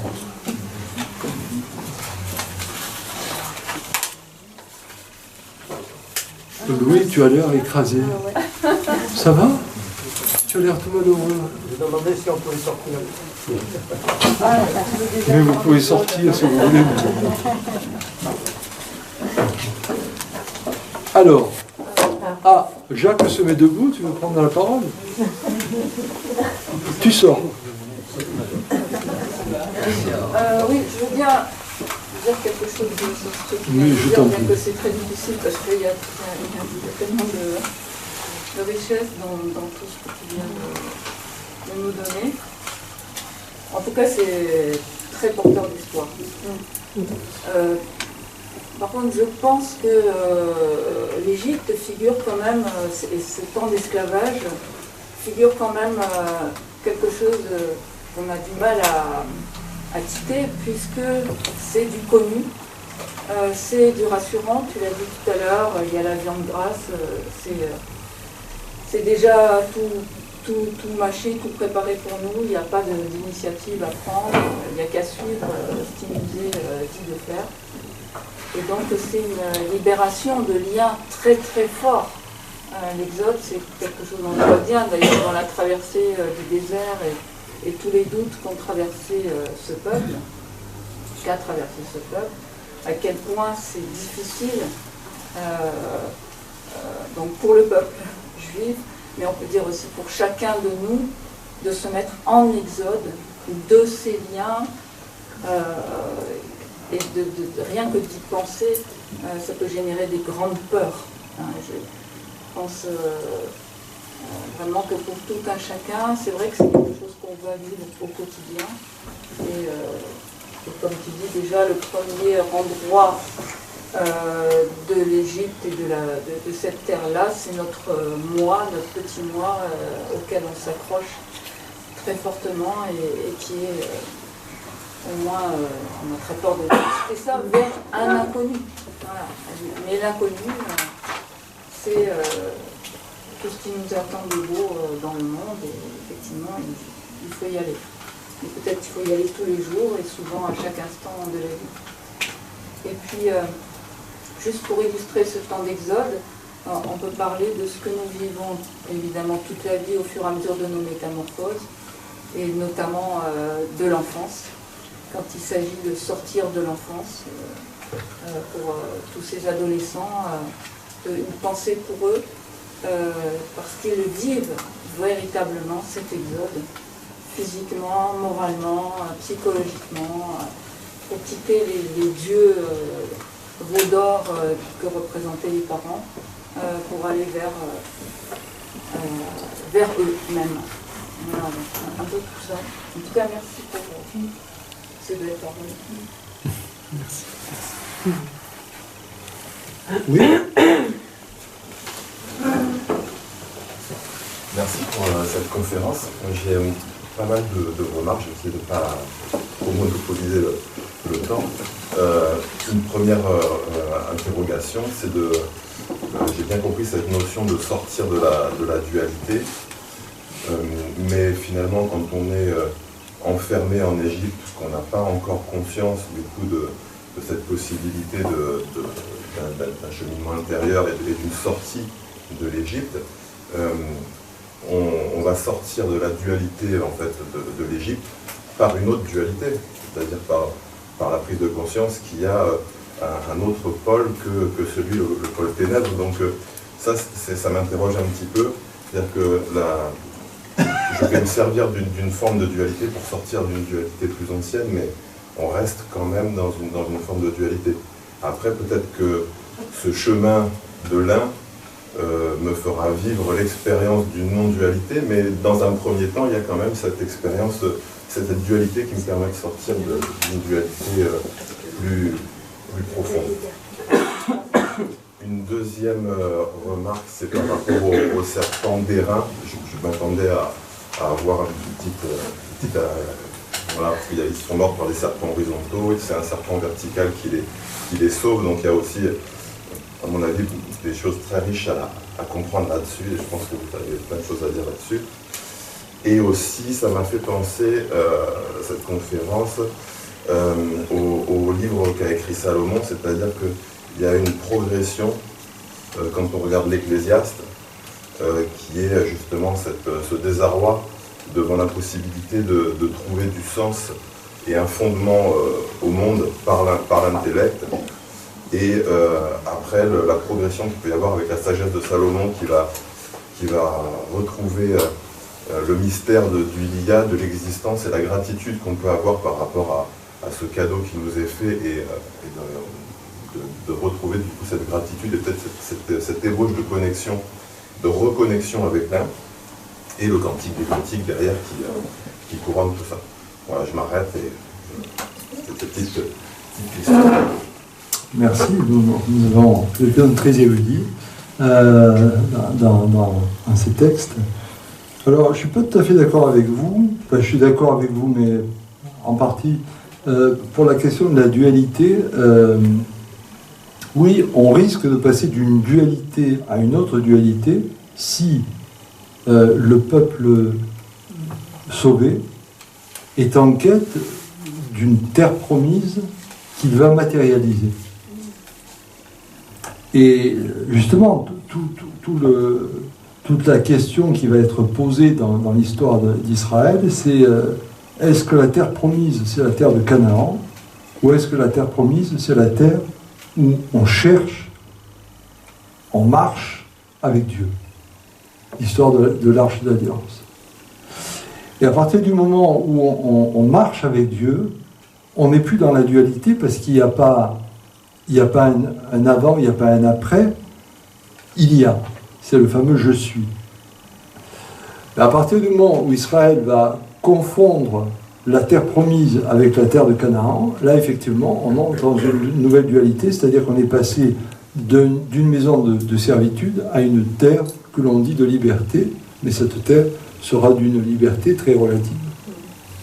Et ça c'est vraiment le drame de l'humanité, et qui doit nous amener à vraiment réfléchir sur la manière de penser notre sortie de la dualité, parce que c'est notre maison de servitude.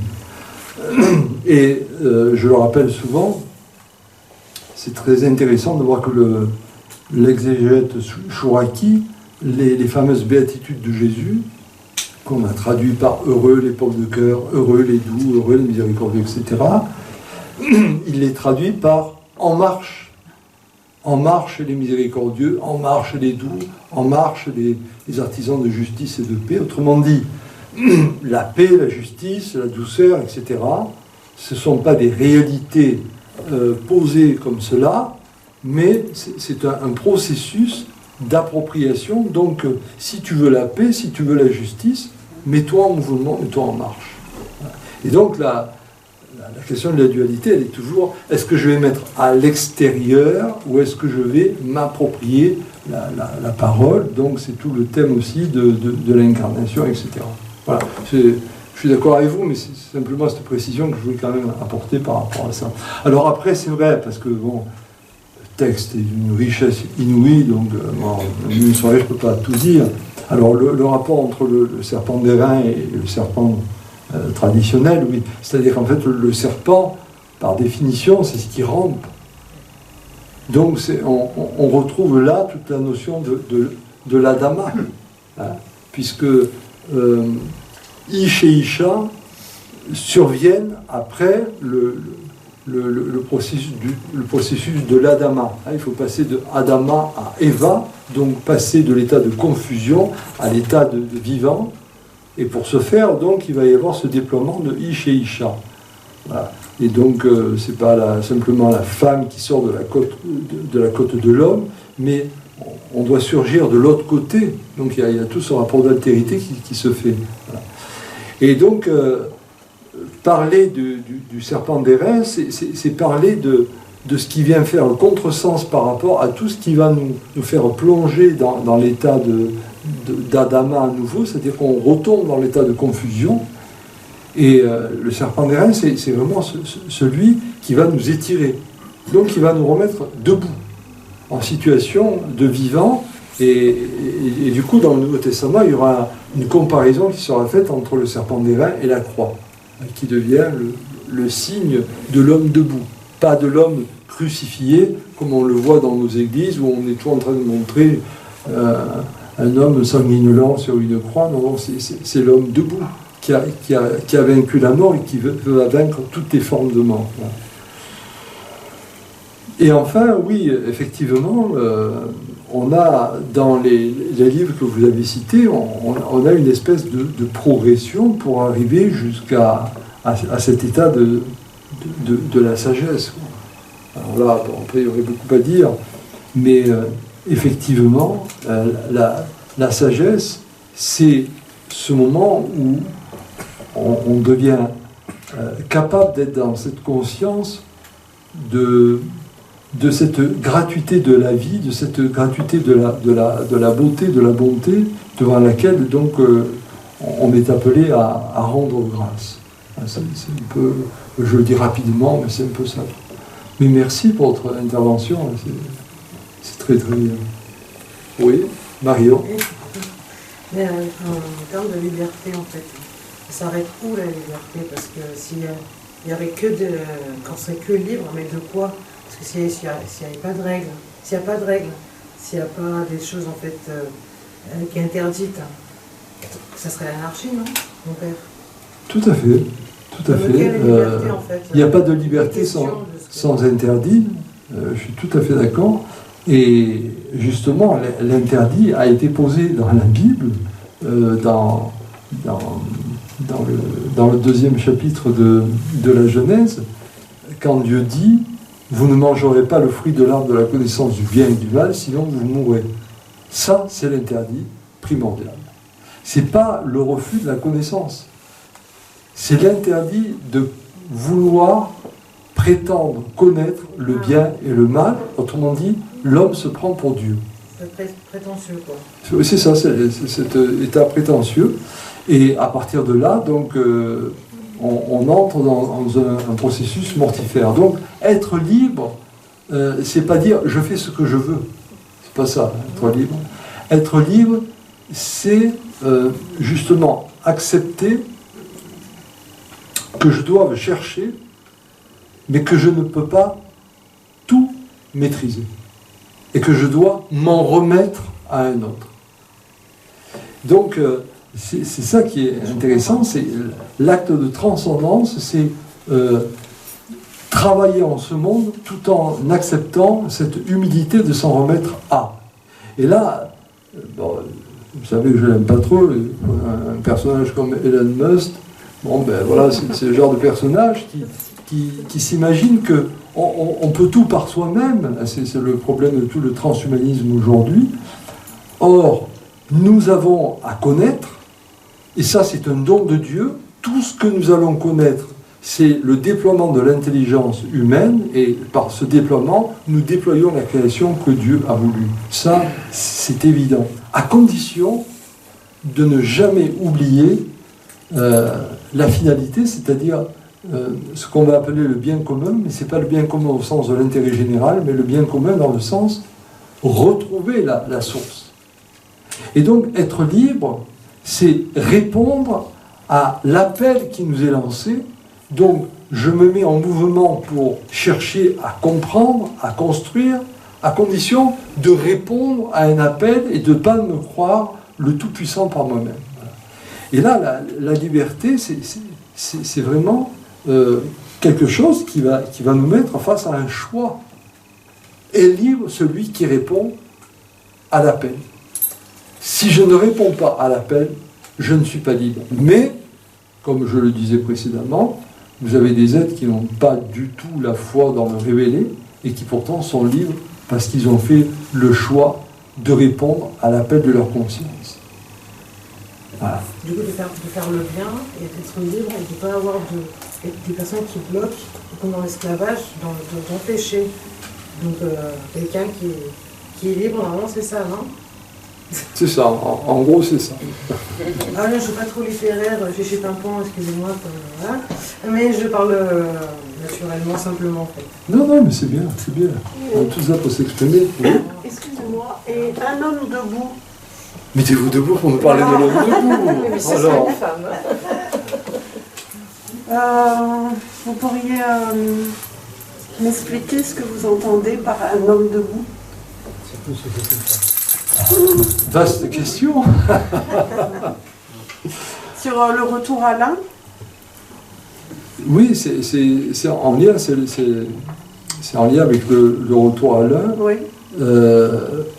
L'homme debout, c'est celui qui va s'arracher à tous les conditionnements. Tout à l'heure, on parlait des processus de servitude. C'est vrai que la servitude, ce sont nos conforts. C'est-à-dire, je connais un chemin qui est caillouteux, mais je vais toujours l'emprunter parce que je le connais. Il y en a un autre, je ne sais pas ce qu'il pourrait être, mais que je ne connais pas, je ne vais pas le prendre. Ouais. Et donc, l'homme debout, enfin, quand je dis l'homme, c'est l'homme, la femme, c'est l'humain. Hein. Oui, bien sûr. Bien d'accord. Hein. Oui. L'humain debout, c'est celui qui va se sortir de tous les conditionnements, c'est-à-dire de tous les a priori. D'accord. Et pour moi, l'homme debout, c'est le Christ sur la croix, Oui. mais pas en termes mortifères. Ou alors, s'il y a la mort, oui, mais c'est la mort à tous les conditionnements. Parce que le Christ sur la croix, c'est la contestation de tous les pouvoirs politiques, religieux, qui, justement, nous enferment dans des conditionnements. Et le Christ sur la croix, c'est celui qui vient interroger notre conscience. Que dis-tu? Que dis-tu que je suis? C'est la question qu'il posera au chapitre 16 de Matthieu à ses apôtres. Que dis-tu que je suis? Que dites-vous que je suis? Et Pierre qui va répondre, tu es le Christ de Dieu. Mais qu'est-ce que ça veut dire, Christ de Dieu? Est-ce qu'on pourrait dire qu'on est à ce moment-là, quand on est debout, est-ce qu'on pourrait dire qu'on est aligné avec le divin?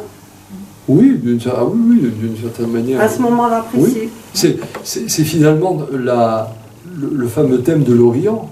On est réorienté. Voilà, c'est ça. Hein, on se tourne vers l'Orient. Mais ce faisant, qu'est-ce qu'on fait? On se rappelle. Il y a vraiment Et ça, c'est un petit peu les deux socles des célébrations. Il y a vraiment deux moments importants dans les célébrations. Il y a l'anamnèse et l'épiclèse. L'anamnèse, c'est souviens-toi. Souviens-toi. Alors, souviens-toi des paroles de Jésus. Il a dit ceci est mon corps, ceci est mon sang. Bon, d'accord, mais souviens-toi. Donc, je me réoriente. Et l'épiclèse, c'est l'accueil du souffle divin. Donc, étant réaxé, étant réorienté, je peux entendre la parole qui m'appelle, je peux recevoir la force que je cherche. Ah, Et donc pour moi, l'homme debout, c'est celui qui se met dans cette posture-là. D'accord. Là, je peux répondre de façon un peu, Merci beaucoup. un peu rapide, Merci. excusez-moi. Non, mais merci. Je vous en prie. Oui. Alors, Pierre, moi, là, ce soir, j'ai eu une révélation par rapport à une situation personnelle. J'étais dans le questionnement, mais vraiment, avec une grosse douleur. Et aujourd'hui, là, à 9h30 du soir, 21h30, je peux témoigner que vraiment, il existe et il est là. Et il nous guide. Parce que tu as répondu à toutes les questions que j'avais, alors que tu n'es pas au courant de la situation. Je l'ai demandé parce que j'étais perdue, mais vraiment. Donc merci, parce que en plus je ne voulais pas venir ce soir, parce que je ne dors pas depuis 5 nuits, mais pas du tout. Donc merci, et c'est super. Et je suis de nouveau debout.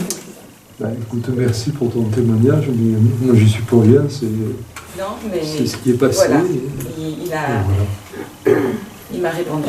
Voilà, tant mieux. Tant mieux. Oui. La réincarnation, ça n'existait pas, c'est pas normalement la résurrection, pardon, après la mort. J'ai pas compris les questions. Après la mort, selon la Bible, enfin, la religion, vous avez parlé beaucoup de l'incarnation. L'incarnation. Hein. L'incarnation rappelle la réincarnation. J'ai pas parlé de réincarnation, j'ai parlé d'incarnation. Ah, d'accord. La réincarnation, c'est autre chose, c'est une autre philosophie. La réincarnation, c'est la croyance au fait qu'on puisse avoir plusieurs vies et qu'il faille plusieurs vies pour arriver à une construction de soi. L'incarnation, c'est différent. C'est de dire que ce temps de l'histoire, c'est un temps d'expérience par lequel nous allons faire l'apprentissage de qui nous sommes à travers notre quête du divin. Parce que c'est très intéressant de voir que l'homme, depuis qu'il est homme, il s'est toujours construit des divinités. Mais ces divinités, il les met à l'extérieur. Et ce faisant, donc, il est dans l'attente de quelque chose d'après. Alors, on va appeler ça la transcendance, etc. Bon, c'est l'au-delà, etc. Bon. Et la grande révélation qui nous est faite dans la Bible, c'est que cet au-delà se joue ici-bas. C'est-à-dire que dès ici-bas, nous avons à vivre cette réalité du divin, et donc on n'a pas à l'extérioriser, mais on a à l'intérioriser dans ce que nous sommes. Alors, dans ce que nous sommes, ça veut dire au niveau de nos personnes, mais ça veut dire aussi au niveau du corps de notre couple, du corps de notre famille, du corps de notre société. Et dans toutes ces réalités-là se joue le plan divin. Et c'est ça, l'incarnation, c'est entrer dans cette compréhension. Vous voyez, par exemple, c'est formidable. Quand on dit Dieu créa l'homme à son image, à l'image de Dieu il le créa, mais les femelles il les créa. Très bien. Le fait que vous ayez besoin d'aller chez le boulanger pour avoir du pain, le fait que je sois obligé d'appeler Pascal, mon plombier préféré, pour qu'il me refasse mes toilettes, voilà. Qu'est-ce que ça révèle? Ça révèle qu'on a besoin les uns des autres. Et donc déjà, dans la manière de construire l'humanité, nous voyons que se déploie le sens du transcendant. C'est-à-dire que nous devons sortir de notre état égotique où nous penserions tout faire par nous-mêmes pour être co-responsables les uns des autres. Et donc, une vie en société, c'est déjà l'expérience du processus divin. Quand j'étais à la fac à Toulouse, où j'enseignais, moi j'avais la charge de donner le cours de théologie sociale. Alors je peux vous dire que dès que j'annonçais le titre théologie sociale, il y avait des crispations chez mes frères séminaristes. Et alors ils s'attendaient à ce que je leur parle de la CGT ou je ne sais pas quoi. Et non, et on commençait par parler de quoi? On commençait par parler de la Trinité. De dire que le Dieu un est un Dieu pluriel. Et que, par conséquent, l'homme ne peut se comprendre que dans une pluralité de communion. Alors ça déménageait un petit peu, voilà. Et donc voilà, l'incarnation, c'est ça, c'est saisir que l'histoire, c'est pas un accident, mais l'histoire, c'est un espace d'expérience où nous allons devoir déployer qui nous sommes dans cette connexion à un autre que nous-mêmes. Voilà. Je ne sais pas si je réponds bien. D'autres questions? Alors on va un peu prendre d'autres questions, sinon... Oui? Levez-vous. Voilà. Bonjour, c'est la première fois que je viens. Quel est votre prénom? Eric. Eric. Alors bonsoir Eric. Alors, je ne sais pas si je peux me permettre, je vais rajouter quelque chose. Ça vient pas de moi, hein, c'est ce que j'ai entendu par ailleurs. Cet exode, il a duré 40 ans. Et dans la Bible, c'est marqué qu'il fallait qu'une génération passe. C'est-à-dire que tous ceux qui avaient connu l'esclavage ne devaient pas rentrer dans cette terre promise. Et donc l'explication que j'en ai eue, c'était par rapport à... Et ça peut encore faire la comparaison par rapport à notre époque actuelle, c'est les pharaons et les systèmes pyramidaux. C'est-à-dire que, c'est bien vous parliez de Cécile B2000, et dedans il y avait un personnage qui s'appelait Dakan, je crois, et vous voyez c'était un hébreu aussi, comme les autres, mais un hébreu d'un supérieur, qui commandait les autres. Et donc dans ce système des pharaoniques, pyramidal, c'est-à-dire que tout le monde, comme dans toutes les sociétés dans lesquelles on vit encore, on est toujours l'esclave de quelqu'un. On est toujours de plus ou moins à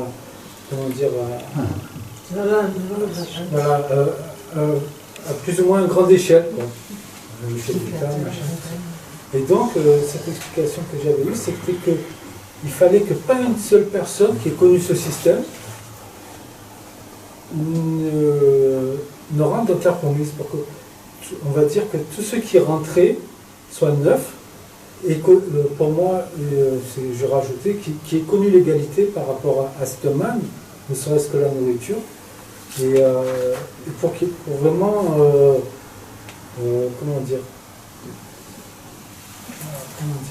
pour être tout neuf, et justement, pendant ces 40 ans, ils avaient accès à la loi. Chez les Juifs, il y a les 10 commandements, mais il y a 613, je ne suis pas juif, hein, 613 commandements. Et voilà, c'était de s'enlever de ce système pyramidal. Voilà, pour moi, l'exode, c'est tout ce que vous avez dit, c'est bon, j'ai juste ce que je voulais, quoi, mais je voulais juste rajouter. Voilà. Merci, je vous remercie de donner cette précision, parce qu'effectivement, je ne l'ai pas évoqué, donc il fallait que cette première génération qui avait connu la servitude disparaisse pour que la nouvelle génération passe en terre promise. Mais entre les deux, il y a eu le veau d'or. C'est ça aussi la grande affaire, c'est-à-dire que en réalité, le peuple qui a été extirpé de la maison d'esclavage a recréé un nouvel esclavage quand il a créé le veau d'or. Et la nouvelle génération qui devra surgir, c'est pas seulement celle qui a connu l'esclavage en Égypte, mais c'est celle qui s'est créé son propre esclavage lorsqu'elle a créé le veau d'or. Et là, il y a vraiment un aspect très important qui doit être souligné, c'est que le veau d'or est construit parce que Moïse tarde à redescendre de la montagne. On s'impatiente. Et ce qui caractérise la réalité du divin dans la Bible, c'est cette notion de patience, autrement dit, une temporalité où je dois voir ce que je ne vois pas, entendre ce que je n'entends pas. Et parce que le peuple s'impatiente, parce qu'il ne voit pas, il n'entend pas, il va se créer cette divinité du veau d'or, et donc il recrée une Égypte. Et c'est ce peuple-là qui ne pourra pas entrer en terre promise. Et là, alors, nous avons quelque chose d'intéressant, c'est-à-dire que chaque fois que nous créons un nouveau veau d'or, que nous retombons donc dans l'Égypte ancienne, eh bien, nous ne pouvons pas accéder au Dieu de communion. Parce que là où aussi vous avez raison, c'est que dans le système de l'Égypte, on est dans un système pyramidal, la pyramide. Voilà. Mais toutes les civilisations, de toute façon, vont nous ramener à l'état pyramidal, la pyramide. Alors, dans cet état pyramidal, il y a quelque chose de juste, au sens où on comprend que l'on est fait pour s'élever. Et la montagne, c'est un lieu théophanique, c'est-à-dire une manifestation du divin, parce qu'on cherche à s'élever. Et la pyramide, c'est une forme de recherche d'élévation. Mais quand l'élévation devient une forme de pouvoir coercitif, où il y a un dominant et un dominé, alors on n'est plus dans l'élévation, mais on est dans l'écrasement. Et c'est ça le sens de la servitude. Et donc là, il y a un retournement complet. Et c'est cela qui va être condamné quand Moïse va briser les tables de la loi, après la création du veau d'or.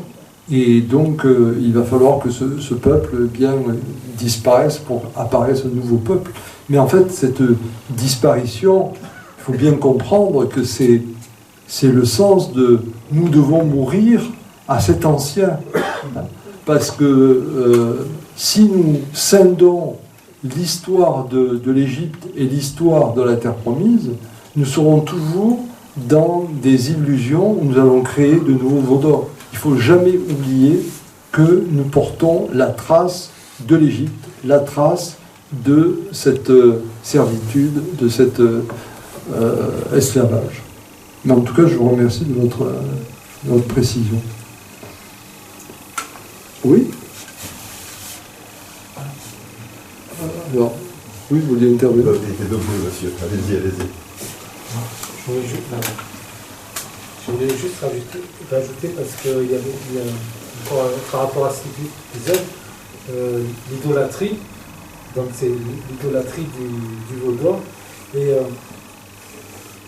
c'est pas encore de moi ça, mais c'est juste pour rajouter pour l'Assemblée.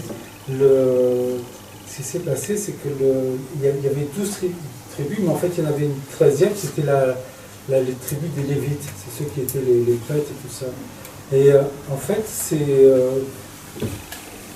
ne sais même pas si c'est marqué dans la Bible, mais c'est plus dans la Torah, quand tous ceux qui ont participé à l'adoration du veau d'or et tout ça, Moïse les a fait, je ne vais pas dire le mot massacrer, parce que les a fait tuer par ces Lévites. Et donc, ces Lévites, cette tribu, elle était chargée de s'occuper de tout ce qui était loi, d'application de la loi et tout ça. Et Et tout cela, c'est parce que comment dire, dans ce système pyramidal, tout en haut, il y avait ce pharaon, ce grand chef. Et toujours pareil, dans ces sociétés, dans toutes nos sociétés, on a toujours tendance à vouloir un pharaon, à vouloir un roi, un chef d'État, un Macron, il est beau, et compagnie, quoi. Et donc, pendant un très court laps de temps, même arrivé en terre promise, c'était toujours les Lévites qui s'occupaient de diriger tout le peuple, jusqu'au moment où encore on recommence à vouloir un roi. On a voulu Shaoul, après il y a eu Shaoul, David, Salomon, et toujours un roi que malheureusement on déifie tout le temps, quoi.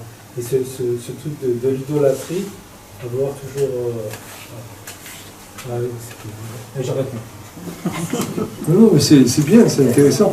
Mais finalement, ce sera le véritable sens du combat du Christ, parce que vous avez le chapitre 6 de Saint Jean, Jésus multiplie les pains, et là, le texte nous dit, à la fin de ce passage du chapitre 6, il est dit, les gens étaient tellement émerveillés, évidemment, Jésus a multiplié les pains. Ils voulurent s'emparer de lui et le faire au roi. Et lui s'enfuit dans la montagne. Et là, c'est vraiment intéressant parce qu'on comprend qu'est-ce qui va se passer. Le Christ va être condamné. Pourquoi? Alors on va dire il est venu pour sauver les pécheurs, il est venu pour nous sauver, etc. D'accord, ça c'est le catéchisme dessous. Mais en fait, ce qui vient combattre, c'est justement cette notion de royauté. Oui, je suis le roi, mais pas le roi que vous attendez. Je ne suis pas le roi pharaon là-haut. Je ne suis pas le tout-puissant. Et donc, cette royauté que j'affirme, c'est une royauté dans l'amour et dans le service. Et il va mourir pour contester les formes de pouvoir dans le politique et dans le religieux. Et il ne faut jamais oublier que très souvent, la religion, elle confond le politique et le religieux. Ça, il ne faut jamais l'oublier. Et le Christ, c'est le seul qui dira « Rendez à César ce qui est à César et à Dieu ce qui est à Dieu. » Voilà. Donc, vraiment, cette question, elle va être fondamentale dans le Nouveau Testament et elle va montrer en quoi le Christ refuse ce système pyramidal. Alors, il y avait une question. Allez-y. On va être obligé après d'arrêter. C'est juste pour revenir sur la notion de liberté et du coup, ma petite interprétation par rapport à ça pour essayer de voir comment en fait cette liberté elle est pas accessible qu'à des érudits, des gens qui lisent énormément de livres, etc. Parce que c'est pas une connaissance extérieure de l'intellect en fait qui est en cause, c'est vraiment une connaissance de notre intérieur. Donc on s'est retourné, on essaie de connaître nos profondeurs, on essaie de connaître notre Égypte. Et cette connaissance, elle ne se fait pas par l'intellect, c'est-à-dire que les émotions, les colères, les violences qu'on a à l'intérieur de nous, il n'y a pas besoin de les conceptualiser, on les sent, on les voit. Et c'est cette connaissance-là que chacun peut atteindre, puisque c'est une connaissance très subjective, très personnelle, qui nous permet justement d'aller vers ce chemin de liberté et peut-être cette envie de sortie de cette connaissance-là. De manière, par exemple, en hébreu, je crois que connaître, le verbe connaître, c'est yada. Yad, la main, et ayin, l'œil. La connaissance se fait d'abord quelque part le corps, de toucher, et elle vient après à l'œil, à l'intelligence. Donc, il n'y a pas besoin d'être un génie et un érudit absolu pour aller vers cette connaissance.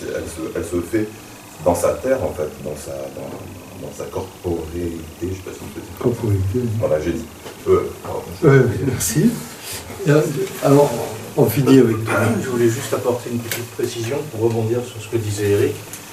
C'est que le système pyramidal dont il parlait, et les rois dont il parlait, les Macron et compagnie, ça peut se lire de cette façon-là parce que c'est une lecture, on va dire, sociale, qu'on peut avoir aussi, mais ce sont également les rois que nous bâtissons nous-mêmes, que nous mettons nous-mêmes au pouvoir, qui sont nos certitudes. Par exemple, les idées que l'on pose en pouvoir absolu et qui doivent absolument présider à tout ce qui se passe autour, y compris aux opinions des autres, et qui deviennent finalement sacrés autant que peut l'être un pharaon, et auquel on se soumet à nos propres idées. Donc c'est un point de vue intérieur qu'il ne faut jamais perdre de vue, et qui permet justement, si on l'a intégré, de ne pas permettre à un roi extérieur de nous dominer. Voilà, c'est ce que je voulais apporter. Merci pour cette précision, et on terminera par là. Je suis désolé, mais là, il est moins 5 bientôt. On est obligé d'arrêter. Alors, écoutez, c'était passionnant de vous entendre. Il faudra que je vous laisse un peu plus de place.